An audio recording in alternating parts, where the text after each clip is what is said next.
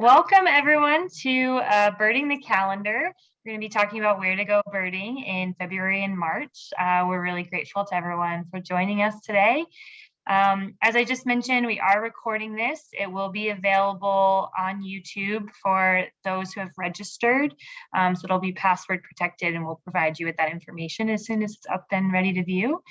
For those who might be unfamiliar with Zoom, I'll just go over some housekeeping items. I will be asking everyone to keep themselves muted while Luke is presenting. If you forget, you might notice that I will go ahead and mute you for you, but you will be able to unmute at the end for questions. There's also a chat function on Zoom, which you are more than welcome to use at any point throughout the presentation for questions or comments, and hopefully we'll get to most of those at the end. If you have any other questions, feel free to shoot me either a direct message on chat or just chat it out to the whole group, and I can help with that. I think that's about it for the Zoom logistics. And I will go ahead and turn it over to Luke Safford, our Director of Engagement Education, and he will talk about how to find birds here in Southeast Arizona in February and March. Right on. Thanks, Kirsten. It's good to have all of you here, and yeah, it's always good to talk about where to go birding and the different places to go and explore, and to do that with all of you is really special. So appreciate you being here, and just a reminder, our mission to inspire people to protect and enjoy birds.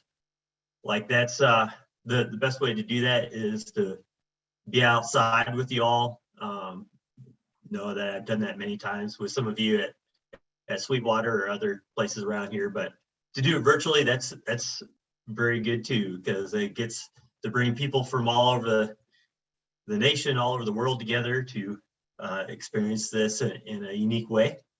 And so today we're going to look specifically at the next couple months, the months of February and March. And I might end up focusing a little bit more on the month of March. February seems like it's an extension of November, December, January, and February kind of rolls into that. In Tucson here, we're pretty lucky, I guess, to kind of feel like spring comes early for us. Like it seems like, around mid-February, we're going to start getting, regular 70-degree days, and we're going to feel like spring is just around the corner.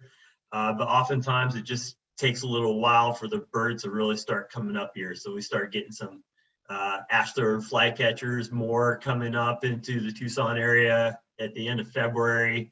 We get Bell's vireos and Lucy's warblers coming at the beginning of March. But really the first part of March, or first part of February and middle of February, we're experiencing those same winter birds that we had throughout the rest of the winter. But there's so many great spots to go and check out. A few things to think about as we start planning our birding days for February and March is, again, just that spring is arriving, but not quite yet. So I'm always guilty of like thinking, this is going to be the week that we see Lucy's warblers, or this is going to be the week that we see Bell's vireos. And I'm always like a week or two early because I, just the anticipation of it just kind of is always something that I'm trying to work through. So spring's arriving, not quite yet. One cool thing about the month of March that we're going to talk briefly about is hawk migration. So common black hawks coming up to us, and more turkey vultures coming through in the month of February. We get zone-tailed hawks that start coming back in March, and gray hawks. So like this gray hawk that we have here, just beautiful raptors that start coming up. Still, like in February especially, you want to pay attention to where the seed and berry sources are at. So like knowing your plant life and like looking at the habitat around you, and to kind of figure out whether this is going to be a place to kind of stop for a while and look to see if there are any birds around, because you see the food resources there. And then as late February starts arriving, just know that as the weather warms up, like we're going to start seeing rattlesnakes, which for some of us is really exciting. Some of us is not as not really something that we want to see, but For me, it is like I love that the weather warms up and the lizards and the snakes start coming out. And then March is usually a great time to hike through the desert. Just something to be aware of, especially if we've had kind of decent winter rain, not great this year, so I don't know exactly what that's going to look like as far as wildflowers in the Sonoran Desert in March, but it could be a fabulous time to be walking through there. So some things to just be aware of. And these locations right here, we're not going to touch on specifically today, but on our YouTube channel, we do have past Where to Go Birding presentations up there for everyone to view. This one, since you did pay a small fee for this, which I thank you for, that helps us to do all these different Zoom things. You're gonna have a special link where only you can view it. But these other ones are up from past presentations where we've talked about the San Rafael grasslands, which is a great spot for long spurs this time of year. We've talked about Santa Cruz Flats in December of 2 years ago. So you can look back on our YouTube channel, look for the Where to Go Birding in December, and it'll talk about the Santa Cruz Flats there and how to bird it, how to different locations to stop at.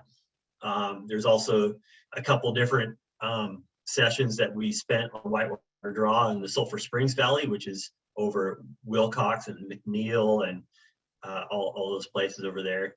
That actually the last 2 Novembers, both last year and in 2020, we talked about that. The Marana Loop is a good one to do in February, and that includes like the Stingray Road, Marana Wastewater Treatment Plant, and the Veterans Memorial Cemetery. And then Reed Park is a great spot to go and check out, especially in the winter, and so that includes February. So go and check that out. If you want to know more about that, you can look back at last January's Where to Go Birding. And so those are all, like I said, up on the YouTube channel. And you can always email me at different times too. And if you have other questions about these areas, feel free to do so. But we're going to look at some other locations today. And while we're looking at them, feel free to put in the chat any questions you have. And I'm going to stop at a few different times where you can ask some verbal questions too, or Kirsten can relay those questions from the chat to us. The first spot I do want to just touch on, even though I talked about it last March, like you can't go and talk about Where to Go Birding in March and February here in Southeast Arizona without talking about the two-back hawk watch. And this is in Ron Morris Park in the town of Tubac. It's not a misprint. It actually does have 2 S's at the end of Morris. Ron Morris Park there. It's right by the bridge road crossing and the trailhead for the Danza Trail. So it's just a little bit south of where you usually park for the Danza Trail by Bridge Road. And it's this big park. And basically all throughout the month of March, there's hawk watchers out there, and especially looking for common blackhawks as they migrate up the Santa Cruz River corridor. And some of this is a common blackhawk right here. You can see just like how big and wide the wings are. They're just massive hawks. They remind me a lot of eagles with just like how broad their wings are, and the shape of them is just amazing. It bulges out so much, and just a really short looking tail because of how wide those wings are. The tail really isn't that short. It's just that the wings are that huge. And so this is an awesome time to go down to Tubac and park there at the park, bring your chair, sit out and watch the raptors as they come up through. So it's not just common blackhawks. There's Swainson's hawks that come up through. There's zone-tailed hawks. There's gray hawks that return. There's lots of different vultures and others come through it. This is Stephen Vaughn is a great raptor expert here in Southeast Arizona. He's going to talk more about this at a presentation in early March. But I just want to touch on this here because you can't go and talk about Where to Go Birding in March without this. So these are the dates that you really want to look at when it comes to common blackhawks coming through the Santa Cruz River corridor. So whether it's right there at Ron Morris Park, or if you're birding Sweetwater Wetlands or anywhere else along that corridor, March 9th through March 20th really is the peak time for these common Blackhawks coming through. And what they do is they fly up, and then sometime before dusk, they roost down, they settle down, usually in cottonwood trees. So anywhere you're near cottonwood trees along the St. Cruz River corridor this time of year, when you get there first thing in the morning, you just want to kind of be looking up in those cottonwood trees, not just for warblers and stuff like that, but look for the shape of hawks roosting in these trees. And when you're around, they start getting up like around 9:30, a little bit later as it warms up, so they can catch the thermals, and then they kind of rise on up and then keep going north to where most of them breed north of us, like in the Verde River Valley, places like that, kind of up above Phoenix, and then also like along the the lower San Pedro, or up there by Winkleman and in that area. So just be checking out this area, and if you do have the opportunity to go down to Tubac, I invite you to do so during this time period. I was talking with the Swarovski rep for us. His name's Clay Taylor, and Swarovski is going to bring their optic experience to Ron Morris Park. And so they have this big trailer that they're going to park there and have Swarovski reps at the trailer. So you can go down there and experience the Hawk Watch, talk with them, look at some of the new Swarovski optics and scopes and binoculars, all the cool things that they have. Or maybe even take your binoculars down there to get cleaned. I'm sure that Clay would love to clean your binoculars for you and talk about them with you. But so it's a cool experience to be down there, and you'll have those Swarovski guys there too. So that's pretty neat. So just be aware of that. If you want to know more about this, I would say I recommend to go to the presentation with Steve that's going to be scheduled for the first part of March. And of course, while you're there, walk the Danza Trail. But we're going to move on to, hey, before we move on to Peña Blanca Lake, because this is a place I really want to talk about, any questions that I can hit on real quick about this part that I just went over? We have a couple of questions in the chat, Luke. First, from Tyler. Tyler asks, are there particular weather patterns that favor common Blackhawk migration during the window between March 9th and March 20th? That's a good question. I don't know the answer to that. Steve would probably know that. I would say that the weather pattern that I know of is just like they wait for it to warm up for the thermals to build before they get up out of the cottonwood. So like if you're there really early, like at 7:30, or as the sun's just coming up, like you're gonna have to wait a little bit for it to warm up, and then they'll pop up. And usually I think from about 9 o'clock to about noon, I think, is kind of like when most of them come through, and then they get higher, they're harder to see, and then they come back down in the evening. Very cool. Another question from a couple of folks is, do you know the particular dates for the Swarovski folks to be there? Yes. I gotta get my we could also put them in the email. Let me get my calendar here. I can tell you, I should have had that on here. I got my calendar on my phone. They're gonna be there, I think, March 12th through the 19th, I think about that time, March 12th through 19th. That's a Saturday to Saturday. I believe that's what they're going to be doing. Okay. And also for those interested, I just put it in the chat, but the talk with Steve Vaughn will be on March 8th. We don't have that up on our website yet, but look for information in the coming weeks, and we'll have registration open for that soon as well. Yeah. Awesome. Cool. Thanks, Kirsten.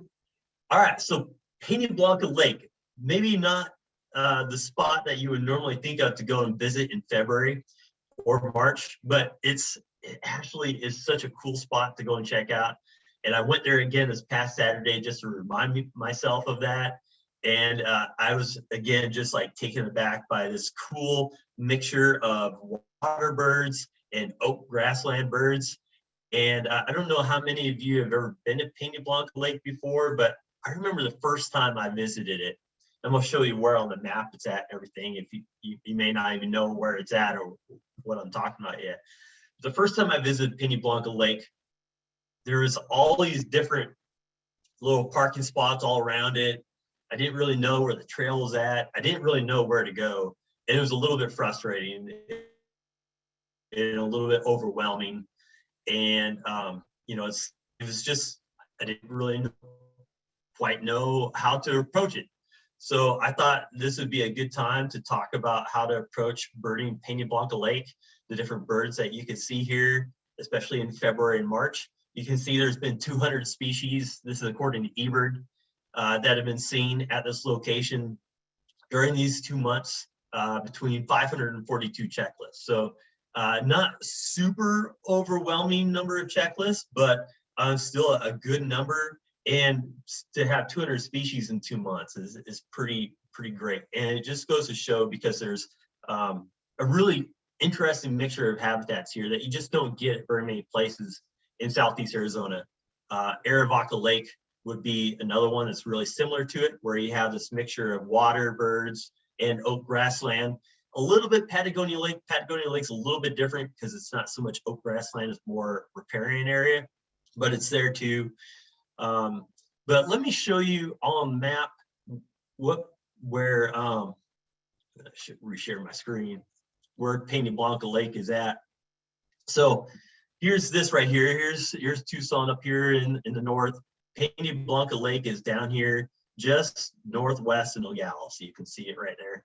I'm gonna X this out of here and zero in. So it's about an hour and 20 minutes, hour and 30 minutes south of Tucson, depending on how fast you drive. But you just go down I-19, and then you're gonna take the exit for Ruby Road, and that's this 289. This is a famous road that the portion that you're going to be driving on is all paved.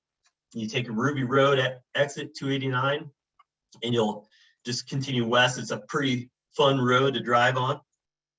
And once you get past this group site, kind of come up the hill, and then you go down this hill all the way down to Pena Blanca Lake. It's a beautiful drive. And there's a few other different locations to bird at on your way there if you want to, but we'll just focus on Pena Blanca. And right here, the road, you can turn right to go up into Pena Blanca Lake, or you can continue down past White Rock Campground. And this would take you, if you kept on going out this Ruby Road here, which is 39, it would take you over to places like Sycamore Canyon, California Gulch. Maybe some of you have heard of California Gulch, or Warsaw Canyon, where you get buff-colored nightjars. And if you keep on going past all that, that'll take you over to Arivaca Lake, and then over to Buenos Aires National Wildlife Refuge. And this is where it turns from pavement to gravel. This road, once it turns gravel, can get kind of rough at times and stuff. But when you're going to Pena Blanca Lake, it's kind of at the end of, I guess, kind of civilization of the paved road. And this is all paved right through here. So I'm going to turn on the different layers here and X that out. So you can see this is paved, and then this is where it turns into gravel right here. But you're going to go up here, and here's an overview of Pena Blanca Lake. It's fairly large. There's the main boat launch area right here, kind of on the west center of the lake. And as you come up here, you'll see a little parking area here. This is the south end. And then you have two different picnic areas. One that's right in the middle here on the south end. I think this is Lower Thumb Rock picnic area. And then over here, or maybe this is Upper Thumb Rock picnic area, and then this lower over here. And then you have the main parking area here. There is a bathroom right here that one reason why I went there on Saturday is I wanted to make sure that the bathroom was operable, because that's always a good thing to know for us birders. And it is. So there's a working bathroom there. So let me get back to Peña Blanca and kind of what to expect as far as birds that we have there. Let's go back to this right here, share screen and share sound. We're gonna hear some sound here too. So again, here's a boat launch, and some of the birds that we'll get there. Well, when I was right here actually at the boat launch, I noticed I was starting to hear, you get out of the car and you start kind of listening. It's the first thing I always do. Like when I get to a new place, I'm kind of amped up, kind of like have to settle myself down and like get into birding mode, center myself a little bit, and just kind of get aware of my surroundings. Sometimes it takes a little bit of time. And so I was listening, and I kept on hearing this call. And if you haven't been out in the oak grasslands, Southeast Arizona, at different times, like you kind of, or even if you have in the past, you just have to get reacquainted with the sounds. And so I was hearing this sound right here.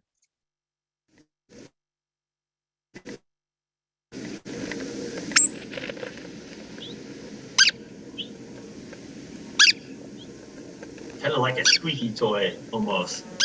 And I was trying to rack my brain. What is that? What is that? And then finally it popped up for me, canyon towhee. And so these canyon towhees right here, they were kind of up here in this grassy area up here above. I was on, there's a little bit of a trail right here. You can see I came in from this side, and I was hearing that. And then all of a sudden the canyon towhee popped up, and I saw it, and then it flew down to where the boat launch is at.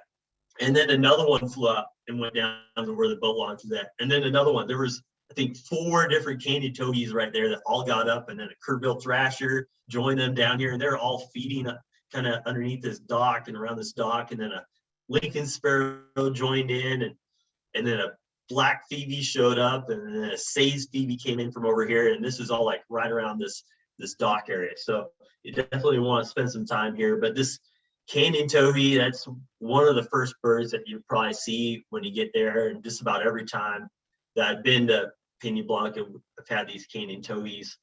And so you get there and you start kind of put yourself along we'll talk about the different trails that are there and where to go, but you put yourself in the oaks and you start listening. So you hear that. And then the next thing I hear is, and I heard it throughout my whole walk as I was walking the trail, was this right here.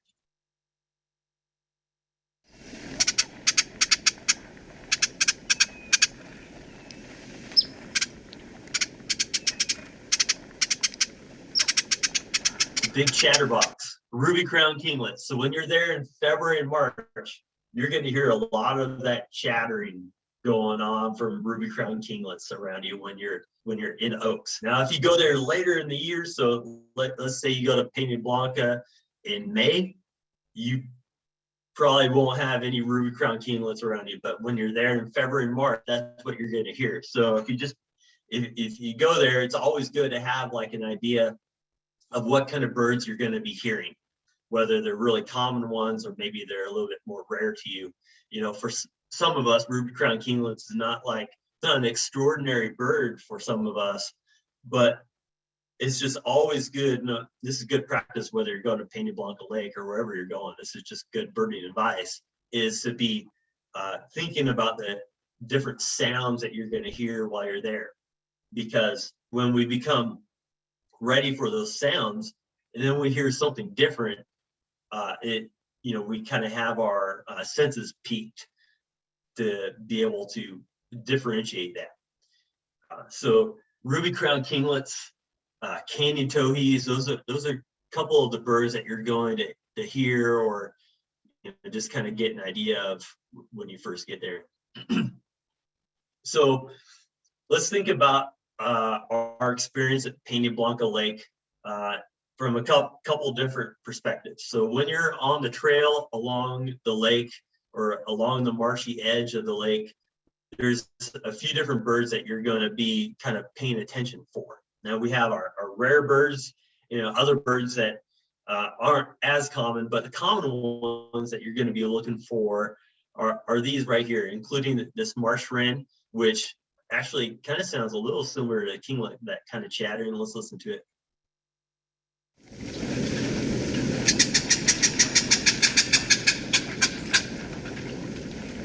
Listen to it one more time. I like to listen to these birds here. So I was walking along the marsh, and I'll show you a picture of where I was hearing this, walking along this marsh and hearing this constantly from 2 or 3 different places. And I just always have to be. I wish I would have been more mindful of thinking that marsh wren is a bird that I would be getting out there, and I didn't really think about marsh wrens being there, because you were walking along the oak grasslands and you're thinking house wren or maybe Bewick's wren, but then to hear marsh wrens right next to them, like it's just something to be aware of. So marsh wrens, lots of black phoebes through there, common yellow throats, ruddy ducks and cinnamon teal out on the lake. Right now in late January here and into February and the first part of March, you're going to have some good waterfowl out there on the lake. So like gadwall or northern shoveler, American widgeon, mallards. You're going to have those, lots of pied-billed grebes. A chance for eared grebe is really good out there as well. And once we get into March, you'll have violet green and cliff swallows that you're going to be seeing flying over the lakeside. I didn't see any of those when I was there in late January, but those start coming in first part of March. And lots of song sparrows. And Peggy mentioned swamp sparrow being seen over at Christopher Columbus Park. Swamp sparrow is definitely a bird that you want to be aware of when you're walking along the water's edge at Peña Blanca. It's been a rare bird that's been seen there numerous times throughout the years. I don't think there's been one seen there the past couple months, but that doesn't mean there's not one there. Like it's a really good spot for swamp sparrow and Louisiana water thrush. There have been other rare birds that have been seen through there, like sedge wren and ovenbird. So there's a lot of area there to just kind of be looking, especially along the edge of the lake in the marshy areas. So you have these marshy areas, and then on the other side of where you're walking, you got these oak grasslands, and there's some oak there, lots of oak. There's some juniper, there's some willows, there's some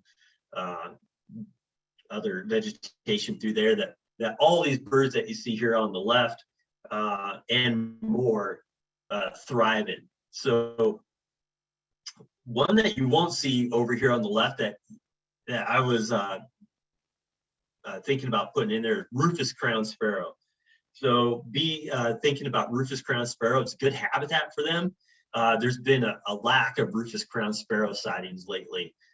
So I think that rufous crowned sparrows and canyon wrens, both which would favor this area along Peña Blanca Lake, have been kind of hit hard the past couple of years because of drought conditions and just poor food resources. So be looking for those, be aware of those. That's good habitat for them, but they just haven't been as prevalent. But these other ones are very noticeable right now. Lots of different sparrows, especially chipping and lark sparrows. I'm going to show you a couple spots of where to look specifically for lark sparrows and specifically for chipping. Spotted towhees. There's lazuli buntings that are out there right now, and as we get more into March, probably have even more lazuli buntings out there. There's been common ground doves right near the parking area, and I'll show you where to look for those.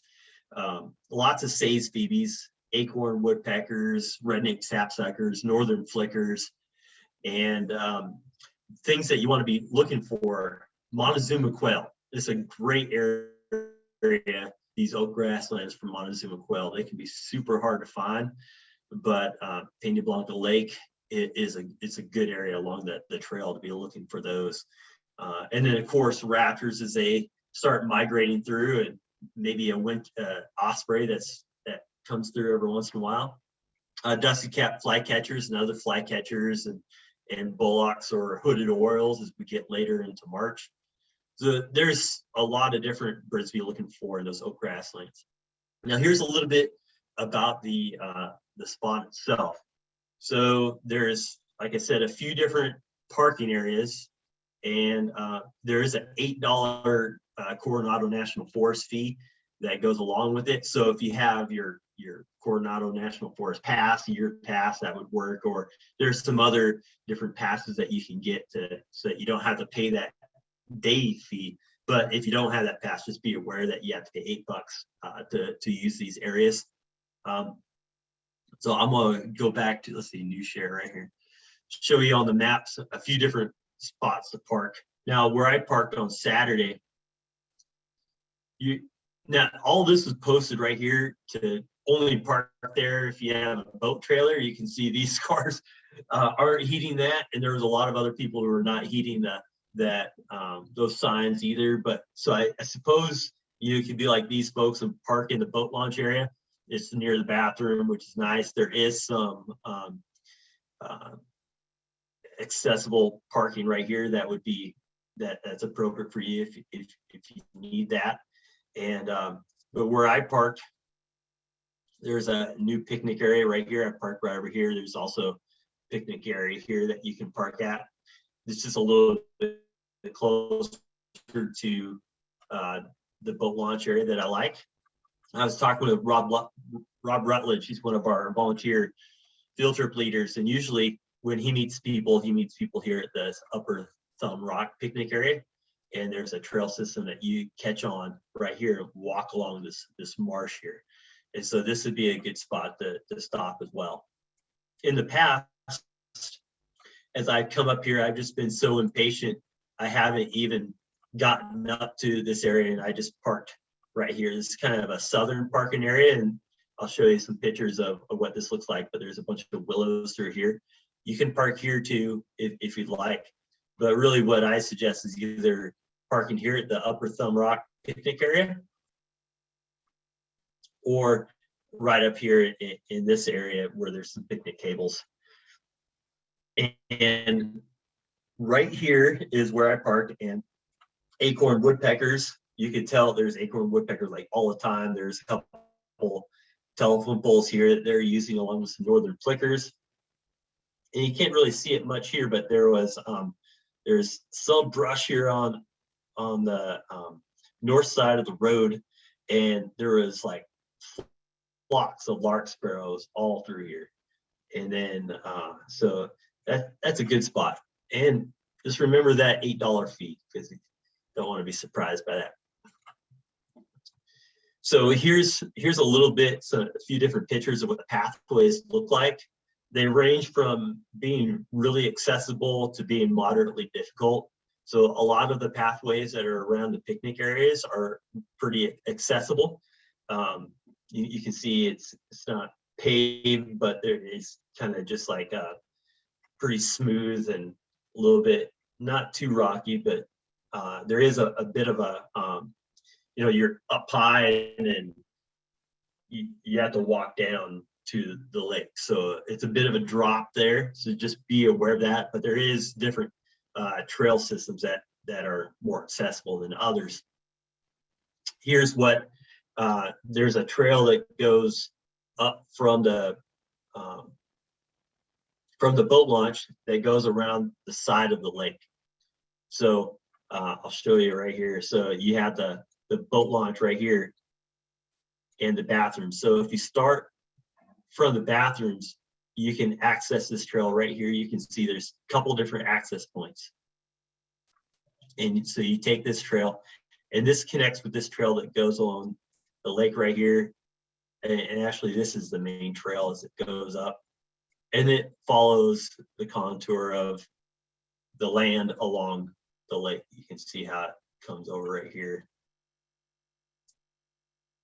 and then goes up here. So from the bathroom up to this western edge of the lake, I'm going to show you a couple pictures of this area here. This is it's I would say probably a moderate trail. So it's not real accessible, this section. The more accessible areas would be around the boat launch right through here, which is really good birding. And then also over here by the picnic areas, the Upper Thumb Rock picnic areas. And a bit of this trail right here is fairly accessible as well.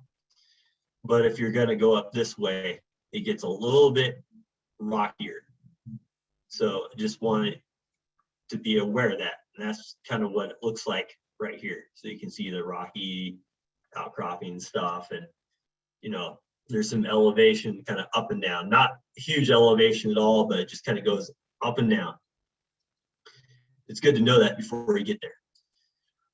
But as you're walking along the lake, this is what it looks like right now. As you get into March and April and May, it's going to green up a lot. But right now in February and March, this is what it's going to look like. It's going to look pretty brown, pretty kind of dead looking. But you'll have these cattails, and you'll just want to be really careful and like scour these cattails. Take your time, be looking in there. And this is right in between those two Thumb Rock picnic areas, kind of that southwestern part of the lake. When you look out here in this picture right here, do you notice anything that stands out to you? We'll see if you see a bird. Does anyone see the bird that's in this picture? Put it in the chat or unmute yourself and tell me what bird you see. See if you can notice it.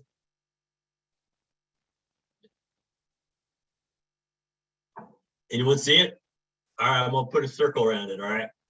This is why you gotta look real closely in these cattails. All right, now do you see it? There's a great blue heron with his head sticking out right here. And I just thought it would be like important for us to just remember, hey, when you're walking along the cattails, you just have to really look real closely in there, because these birds like great blue herons and sora, marsh wren, they just hide so well. Kirsten, did anyone catch that before I put the circle around it?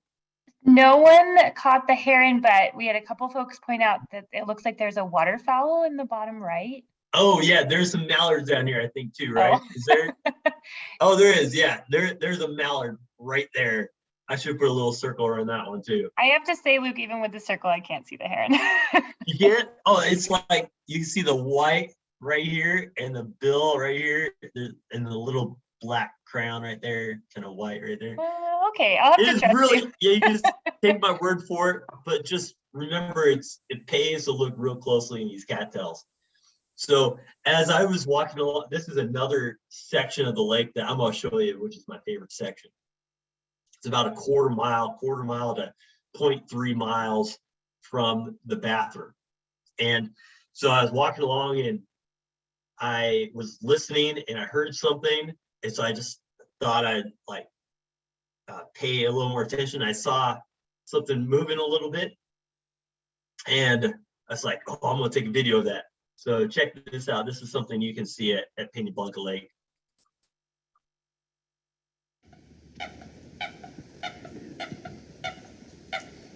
That was American coot calling in the background, and now we've got the sora right here. It was perfect. This is with my phone. It just flew off right there. It was awesome. So it's just really surprising to see sora and acorn woodpecker like right next to each other. To have a common yellowthroat and a spotted towhee right next to each other. Like you don't get very many places in Southeast Arizona where you're going to get that. And February, March is a great time to go and visit this place because it doesn't get as much traffic, and you'll still get really good variety of birds when you go to it. So this is that area where I saw the sora, where I had marsh wrens, where I had common yellowthroats, and then on the other side of me, like if I didn't take a picture of the other side, but the other side would be full of spotted towhees, would be full of house wren, would have, what else was over there? Hutton's vireo, other birds like that. So it's really cool to have them right next. But this area right here is probably my favorite area. If you're able to walk on that trail and it takes you over to this arm of Peña Blanca Lake right here. So it's kind of like this western arm.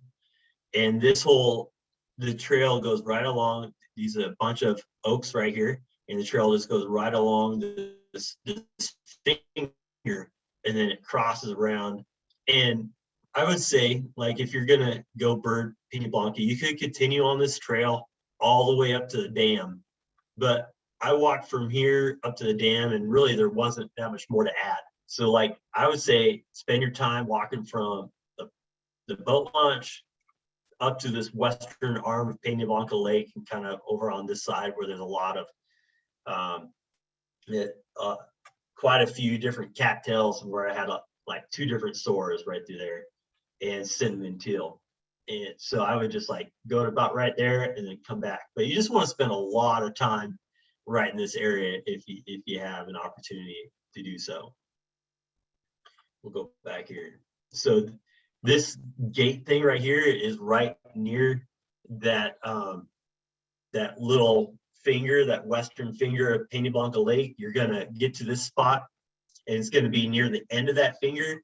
And this is where you make the turn to go around to the north side of that finger. But this area right here, this is where you want to spend some time. This is really good. Had a sharp-shinned hawk right here. Had a bunch of chipping sparrows. Trying to remember what else. Landslide buntings are right through here. This is just a super good area. And every time I've been here, like this is where I've spent a lot of time. Also, probably the best spot to possibly get swamp sparrows right through there. There's also a lot of these berries that I was seeing along the path there that haven't been eaten yet. This is right silk tassel. And so there's a lot of these berries out there which tell me that maybe hermit thrushes or western bluebird or American robin or spotted toadies will be even more thick into those areas as we get into February and March. So you notice that always good to look for those berry sources. Luke, sorry, before you move on, can you just specify again the name of the trail that you were using? Yeah, it doesn't have a specific name. It's just the Pena Blanca Lake Trail. Okay. So, and again, you know, it goes around. I've heard it goes all the way around the lake. I've never been on this eastern side before. I've always just started here at the boat launch and gone up to the dam. It's not really worth it, in my opinion, to go all the way up to the dam. Every time I've been up there, like, I mean, it's okay. It would be really interesting to walk down the dam into this area, but it's a huge drop. And so unless you're like really a proficient hiker and you want to get down to this area, I wouldn't advise you to do that. So I would just kind of stick right here in this Pena Blanca Lake Trail. Just goes here, but then it does go all the way around this area here. Awesome. Yes, thank you for clarifying. Maureen is also asking if you could just say again where the gate is located. Yep, that little gate, I think it's for cows, and it would be about right here. I don't know if I can come in closely. It's probably hidden by some of these oak trees, but you'll walk along the edge. You can see the trail a little bit through here. It goes along this edge, and you're going to want to look up in the oaks for birds, and then you're going to look down into these cattails. And you're like right alongside the cattails. And then the gate is about right here, and you'll come around here. There's a couple different path trails here, depending on how much water is in the lake. That'll tell you which trail to take. And it comes around the edge, and there's like a big rock fall thing right here, which I didn't get a rock wren there. I've had rock wren there in the past, but this would be a good spot for rock wren on the north side here. And then down here is probably my best spot for cinnamon teal and for common yellowthroats and for sora. And then you can see the trail just goes right along this edge. And actually, I'd probably walk right to this little point. Normally, this has been a good spot here to look for different birds here. Maybe over here, but I really wouldn't. You can see the trail keeps on going. But yeah, I would just stick right in here. This is the sweet spot there. And then this whole stretch really between the boat launch and there, and then up right here where the Thumb Rock picnic areas are at. Now it's a really popular spot for fishing, and for there weren't too many people there on Saturday, but as you get more into the springtime, you are going to have quite a few people through here, and so this is a good spot to bird. But if there's a lot of people, then you want to go up this way where there will be less people away from the picnic area. Awesome. Thanks, Luke. And Steve Hamilton confirms that past the dam is quite rough and dangerous. So sounds just like what I've always wanted to do it. I haven't done it yet, but yeah, there's a huge, I don't know if you can really tell from here a little bit, but there's a huge drop off right here. But you can see, look at this. I mean, this just looks fantastic right through here. And a lot of the elegant Trogon sightings from Peña Blanca Lake, I believe, have been from down in here. So while elegant Trogon is definitely possible at Peña Blanca Lake, I think they're fairly really rare right through here, even though you can get them like later in March. But just be aware that most of those elegant Trogon sightings have been up in here from people who have literally dropped down into that canyon, or possibly, I think, maybe from kind of down in here more. So just be aware of that. Just because someone posted that they had it at Peña Blanca Lake, you don't know where. But that's kind of what I found. So I just want to mention this southern little parking spot too. I think that this spot would be a little bit better later in March when warbler migration is starting to happen.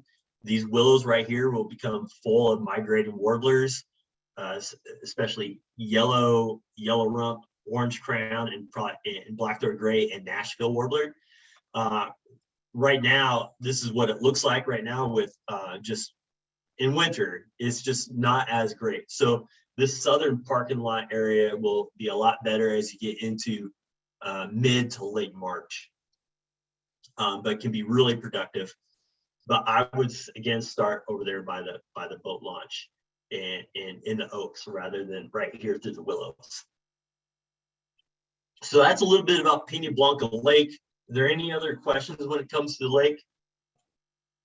So I think you answered all the questions that came through in the chat, but I want to make sure that I didn't miss anything. So if there's anyone who still has outstanding questions, please either send them through the chat now or go ahead and unmute yourself. Oh, David's next door to me too. Hey, David. Hey, I was just wondering about where Montezuma quail sightings have been.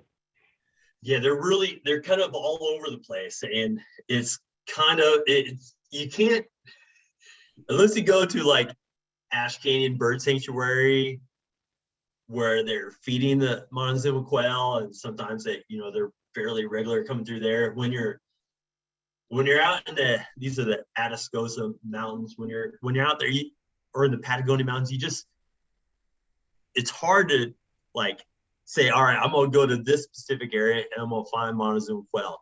You can do that with Sora, or you can do that with acorn woodpecker, but with Montezuma quail, you just never know. You just got to put yourself out there as often as you can in the right type of habitat. And that oak grassland habitat is where they're at. But a lot of it is luck too, and just being out there. Can you put the name of that place where they feed them just in the chat?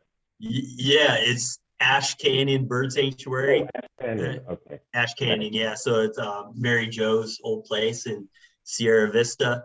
It's just south of like Ramsey Canyon, Carr Canyon, and then you have the Ash Canyon Bird Sanctuary. And it's run by Southeast Arizona Bird Observatory.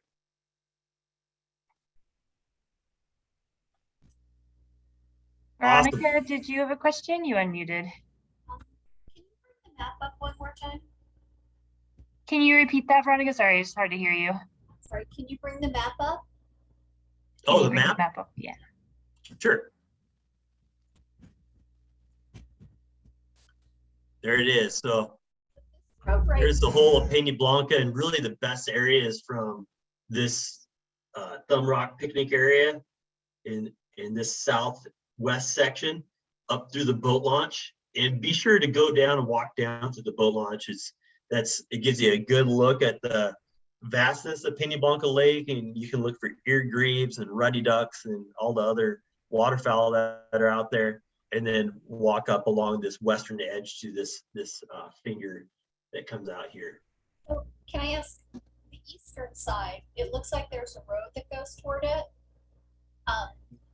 Yeah, I've never been on this road. Now this is pretty high up, so like it's hard to see the elevation drop here. I have never been on this road, and I don't know if it's a legit road or not. I actually haven't ever explored that area. Okay, thank you. But if you do, let me know. I should have explored this a little bit more, but I haven't. Okay, thanks for the question, Veronica. Just a couple more that came in the chat. Scott asked, how long does it take to hit this spot well? So how long do you want to dedicate to Pena Blanca Lake? Yeah. So I would say to walk that section really well up to that finger from the Thumb Rock area, I would take a good hour and a half or 2 hours to walk up there. So probably like 2 hours to walk up that. I go really slow, because I just stop every once in a while, listen, look around, try to get my surroundings. And then when I walk back, I'm always a lot faster. So I would say somewhere around 3 hours would be appropriate. All right. And Helen asks, did you say that the road out to the lake is gravel? For what distance is it gravel? Yeah. So the road to the lake is all paved, but up until this point right here. So you actually, for getting to the lake, it's all paved. So this whole section north here, this is all paved through here. But if you had continued on this Ruby Road, which continues down this way, this is where it becomes gravel right there. So you're kind of like on the edge of all this off to the west, all this over here, all gravel. But if you're just visiting Pena Blanca Lake, you're all on pavement. That's great to know. And another question is, what time of day would you suggest starting? I was like getting there early. Now, you don't want to get there too early, especially in February, January, February. You want to get there when the sun starts hitting things. So, or maybe a little bit before the sun really starts hitting things. So you're right here, the sun is going to be coming up from the east, right? And it hits these areas first. That's why, like, where the sun starts hitting, that's when the birds start to really move. And they'll move and be really active for like a couple hours after the sun hits it. So right now, starting like around getting there like at 7:45 or 8 o'clock until about 10:30, that's your real prime time for birding. You get there after 10:30, there'll still be birds around, it'll still be good, but it just won't be as good. And if you get there before 7:30, if you get there like at 7:15 or 7:30, yeah, it's light out, but things will still be waking up a little bit, and you don't get a whole lot of movement so that sun like starts like hitting those areas. Cool. Thanks for those questions. I was just looking to see what time it was, and it's like, holy cow, 11:55 already. All right, so I talked a little bit about the Sonoran Desert, and it's just so good to walk in the Sonoran Desert in March. Wildflowers coming up, so like getting to whether east or west Saguaro National Park, I would really encourage you to go do that. Another reason to go and visit those areas is because we have elf owls that start showing up in March. Now, last year, kind of an exception, not a good exception either. Like we didn't start getting elf owls in our areas until later, in some instances later in April. But normally, I've been here since 2015. Normally, elf owls will start showing up around or just before my birthday, which is March 27th. So that's kind of like the spot that's what I use as my calendar for elf owls. Usually I go out on the evening of my birthday to go look for elf owls. This past year I didn't get to, there were hardly any elf owls around to go look for or listen for. But usually March 20th or so is when you can start kind of getting an idea of where elf owls are at. They're coming back, they migrate up through here, you can start hearing them. I believe I have it. Oh, I thought I had an elf owl call. Oh, here it is. Yeah, right here. Let me play the elf owl call.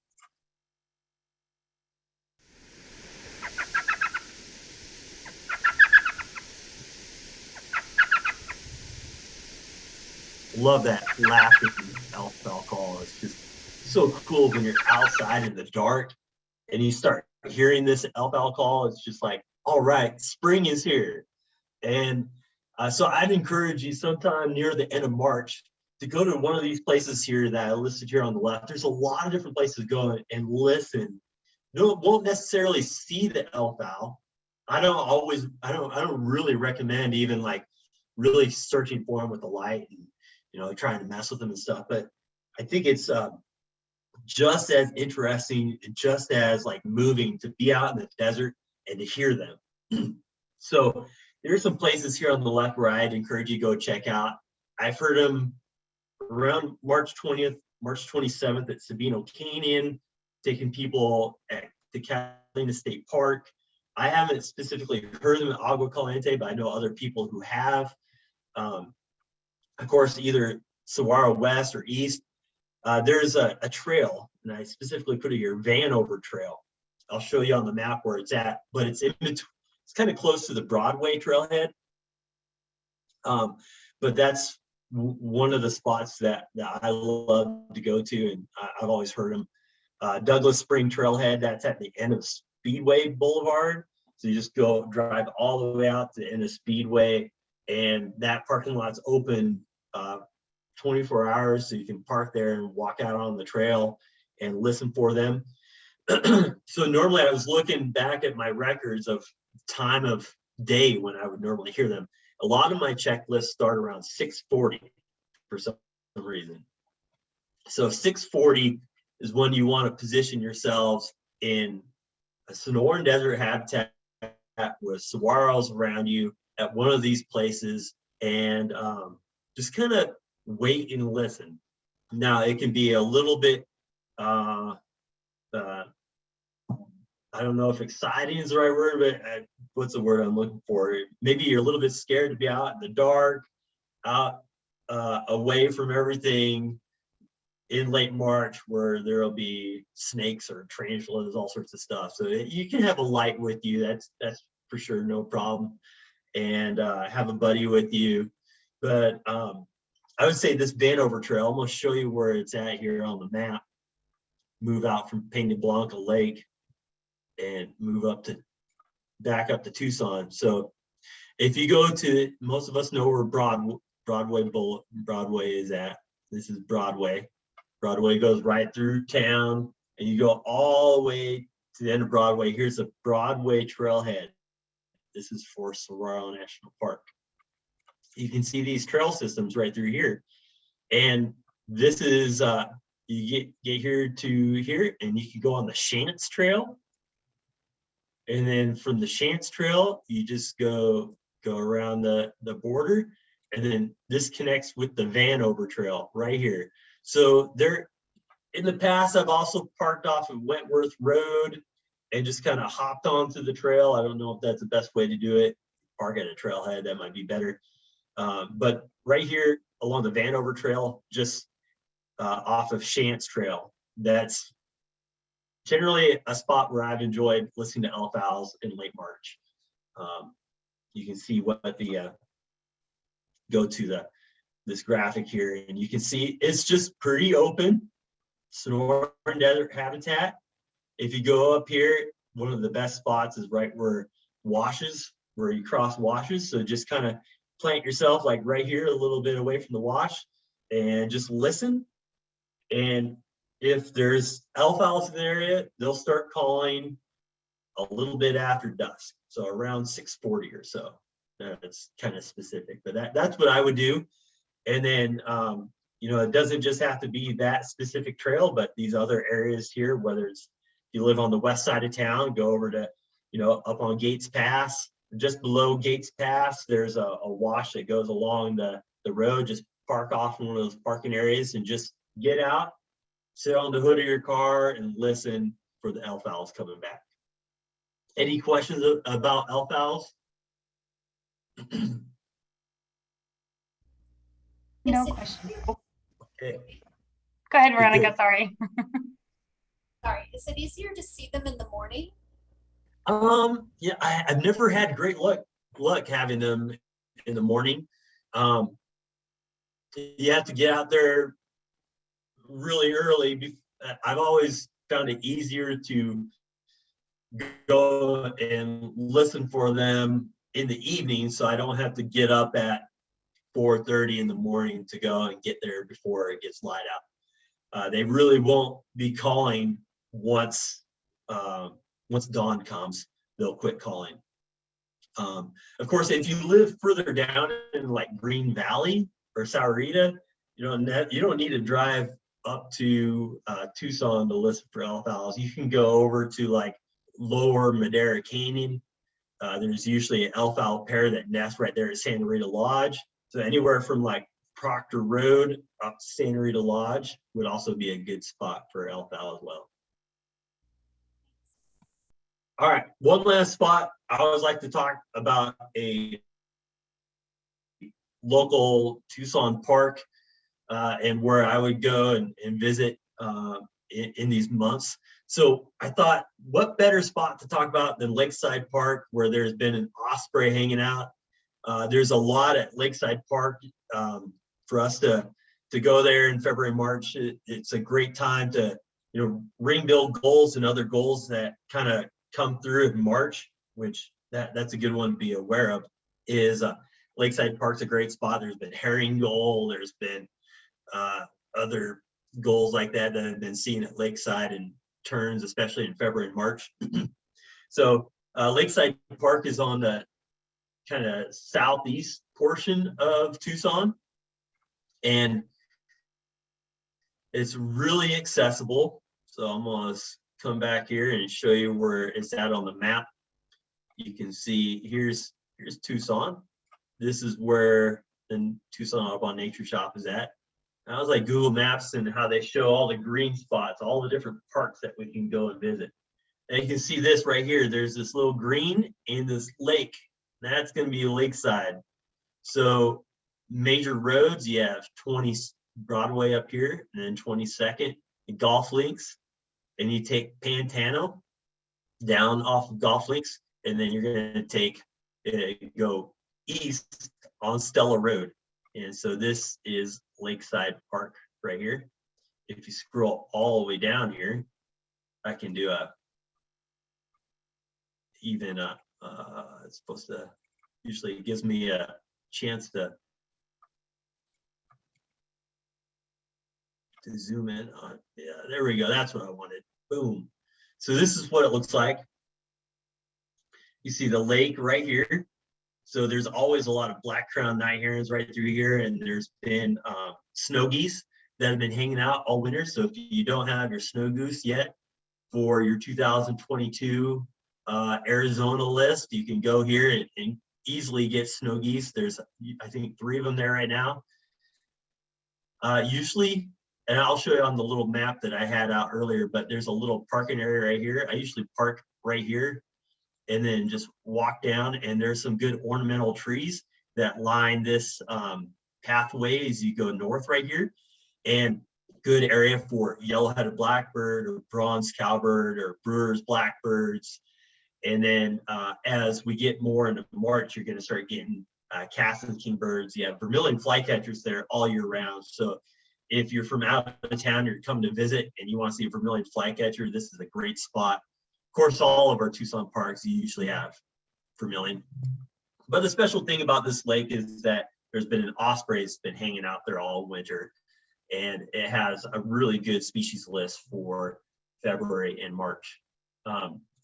Here is, I always love using eBird. I want to show you a cool eBird trick before we head out today.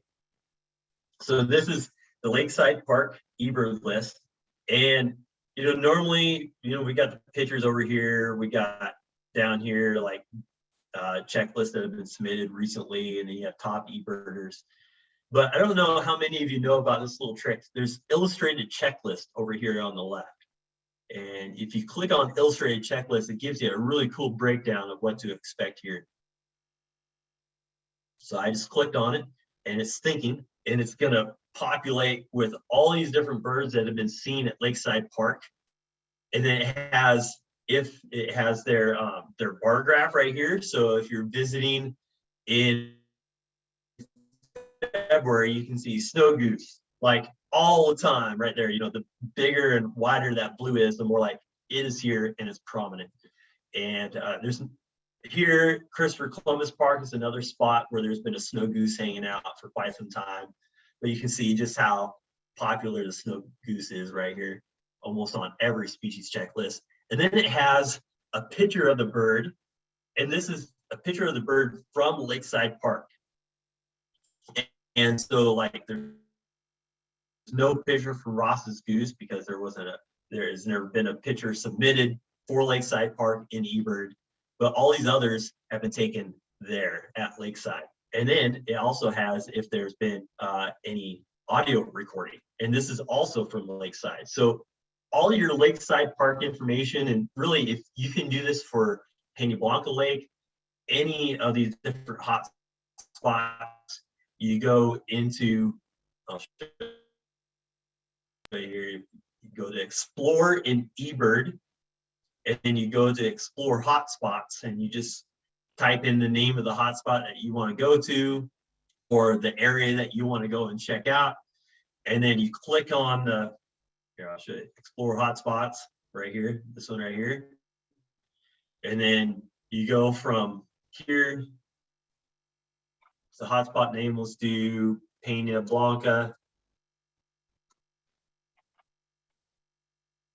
And brings up the hotspot. And you click on the hotspot. It'll bring up all that information, but you can go to illustrated checklist right here on the left. And it'll bring up all those different sightings along with specific pictures from that location. Oh, look, they've had snow goose too, but only in October. But you can see what you might expect there. You can see cinnamon teal, how often it's been seen in February and March, but not so much, kind of sporadic in other times of the year. So if you're going to be visiting Tucson in June, you'll be able to see, all right, what could I expect there in June? Or what could I expect there in March? Totally different. Oh, look, last I didn't get well, Luke Safford. That's always fun to see. But I should have taken a picture because no one's taken a picture at Peña Blanca Lake. So that's just something to be thinking about too. But go and visit Lakeside Park. Go back to here, park right here, this parking area, and then just walk along this trail. It's really accessible. So if you're looking for a spot where you don't have to scramble around rocks, see lots of bird species right from comfort of really nice concrete paths, this is going to be a good spot, whether you need the accessible location or not. It's just a fabulous area. And there's trails that go along the whole edge. There's a lot of people who fish this lake too. There's a lot of fish in there. So that's why osprey and gulls and terns love this spot, cormorants.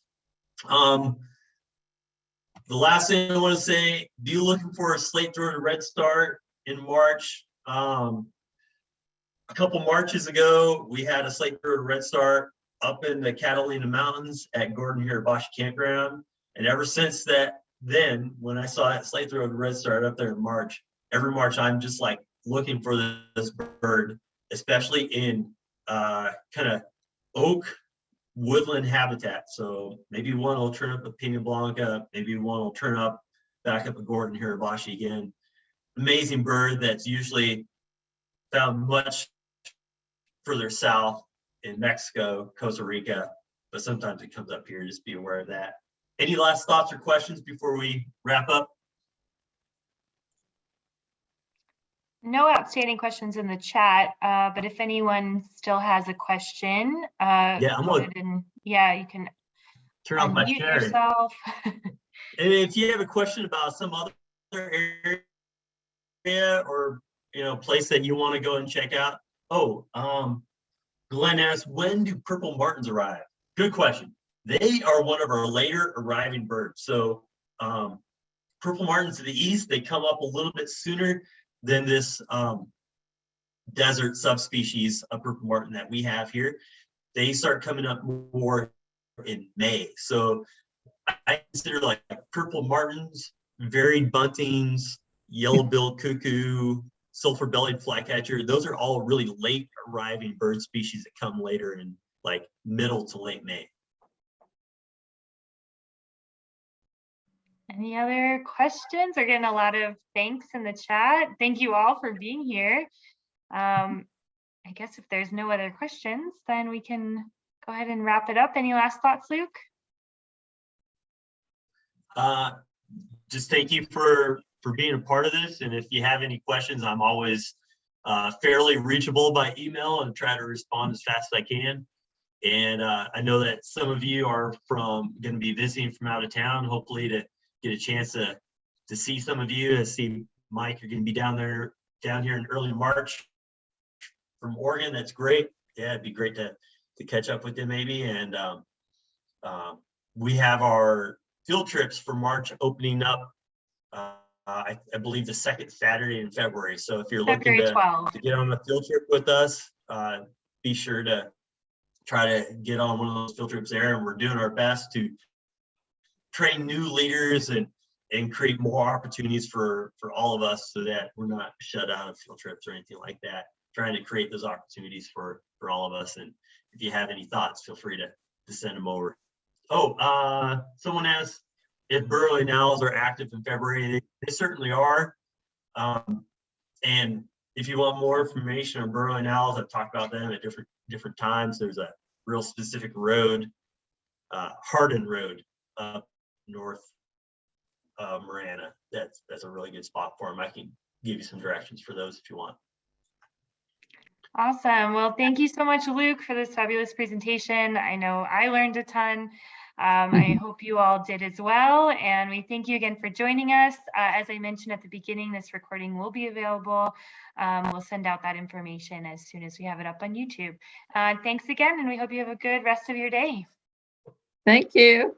Thank you.